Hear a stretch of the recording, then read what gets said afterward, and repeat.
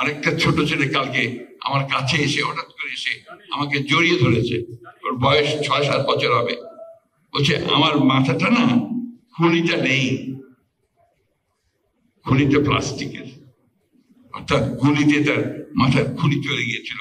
পরে ডাক্তার সাহেবরা সেটাকে প্লাস্টিক দিয়ে আর্টিফিশিয়াল খুলি তৈরি করে লাগিয়ে দিয়েছে। এর চেয়ে বড় ত্যাগ আর কি হতে পারে? আমি আসলে ওই জন্য মাঝে মাঝে একটু ইমোশনাল হয়ে পড়ি।